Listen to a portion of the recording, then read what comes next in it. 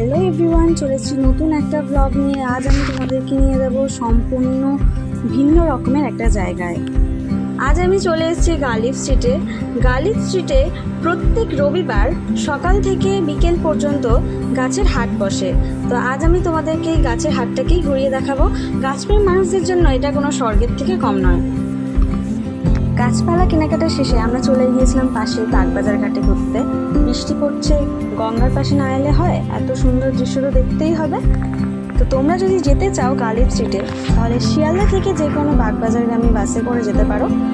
অনেক বাসই আছে অ্যাভেলেবেল, তো পেয়ে যেতে পারবে। এবং তোমরা যদি বাইপাসের দিক থেকে যেতে চাও, তাহলে গড়িয়া বাগবাজারের বাসটা বেস্ট হবে। ওখান থেকে খুবই কাছে, যেখানে বাসটা দাঁড়ায় ওখান থেকে 2 মিনিট হেঁটে গেলে গালিব স্ট্রিট পড়ে।